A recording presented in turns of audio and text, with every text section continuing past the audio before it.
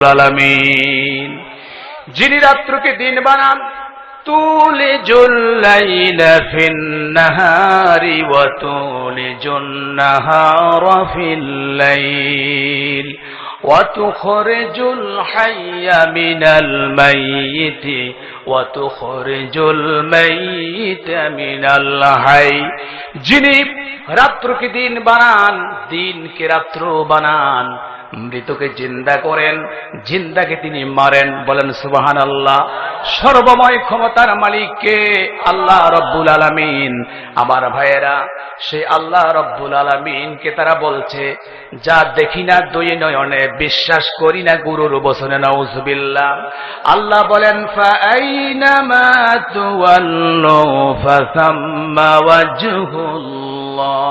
এরে বান্দারে, আমাকে কেন দেখো না? আমি তো সব জায়গায় আছি। সুবহানাল্লাহ। আকাশের দিকে তাকাও, আমি আছি। জমিনের দিকে তাকাও, সেখানে আমি আল্লাহ আছি। সমুদ্রের দিকে তাকায় দেখো, সেখানেও আছি।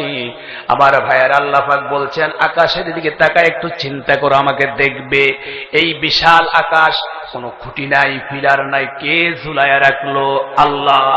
আল্লাহ পাক বলেন, ইন্না ফি খালকিস সামাওয়াতি ওয়াল আরদি ওয়া ইখতিলাফিল লাইলি ওয়ান নাহার লাআয়াতিল লিউলিল আলবাব। আল্লাহু আকবার।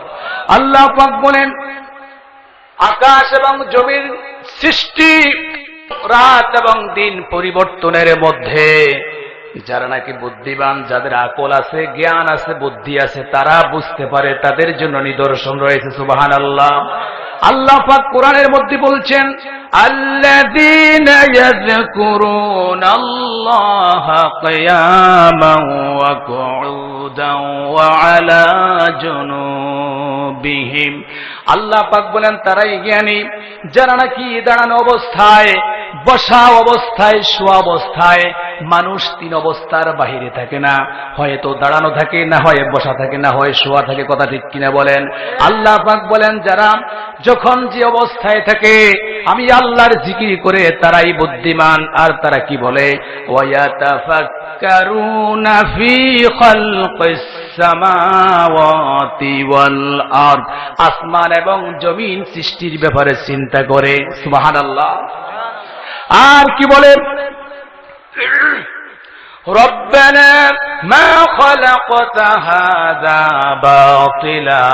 বলে, আমার রব, তুমি অনর্থক কিছুই সৃষ্টি করো নাই। সুবহানাকা, সকল তারিফ, সকল প্রশংসা তোমার জন্য। ফাকিনা আযাবান নার, আর তুমি আমাদেরকে তোমার জাহান্নামের আগুন থেকে বাঁচাও। আল্লাহু আকবার। আমার ভাইরা, সর্বময় ক্ষমতার মালিক কে? আল্লাহ। আল্লাহ বলছেন, বান্দারে, শুধু চতুর্দিকে তাকানোর প্রয়োজন হবে না, তুই তোর মধ্যে তাকায়া দেখ, আমি আল্লাহ আছি। ওয়া ফি আনফুসিকুম আফালা তুবসিরুন। আল্লাহু আকবার। এরে বান্দা, তুই তোর মধ্যে তাকায়া দেখ। ছোট্ট একটা চেহারা, তামাম দুনিয়ার মধ্যে 600 কোটির উপরে মানুষ আছে। কথা ঠিক কিনা বলেন? তামাম দুনিয়ার মধ্যে একজন মানুষ তুমি খুঁজে পাবে না যার চেহারার সঙ্গে তোমার চেহারার হুবহু মিল আছে। কথা ঠিক কিনা? ছোট্ট একটা জায়গা হাতের মুঠার মধ্যে সামাই হয়ে যায়। এই ছোট্ট জায়গার মধ্যে এত ধরনের কারিশমাকে তৈরি করলো। যিনি তৈরি করলেন, তার নাম কি? আল্লাহ। চিৎকার করে বলেন, তার নাম কি? আল্লাহ। আল্লাহ। আমার ভাইয়েরা, আল্লাহ পাক বলেন, এরে বান্দা, একটু চিন্তা করলেই তোর মধ্যে আমাকে খুঁজে পাবি। তোরে কতগুলা জোড়া দিলাম শরীরের মধ্যে, কতগুলা ফার্স দিলাম। ফার্স গুলি ভালো রাখার জন্য রক্ত চলাচলের ব্যবস্থা করে দিলাম। সুবহানাল্লাহ। এই রক্তগুলি, চিকিৎসা বিজ্ঞানীরা বলেছেন, মানুষের শরীরের মধ্যে যে রক্ত আছে, এই রক্তগুলার মধ্যে লক্ষ লক্ষ রক্ত কণিকা আছে। এই কণিকাগুলি চলার জন্য ভিন্ন ভিন্ন রাস্তা আছে। বিজ্ঞানীরা বলেছেন ঘন্টায় 5 মাইল বেগে শরীরের মধ্যে আপ ডাউন করতেছে, চলতেছে। তারা বলেছেন এই কণিকাগুলি চলতে গিয়া যদি তার নিজস্ব রাস্তা থেকে অন্যত্র চলে যায়, সে রং সাইডে চলে যায়, সঙ্গে সঙ্গে লোকটা মারা যাবে। এই জন্য চিকিৎসা বিজ্ঞানীরা বলেছেন মানুষ বেঁচে থাকা হলো আশ্চর্যের বিষয়, মরে যাওয়াটা হলো স্বাভাবিক। মরাটা স্বাভাবিক আর বেঁচে থাকা হলো আশ্চর্যের বিষয়।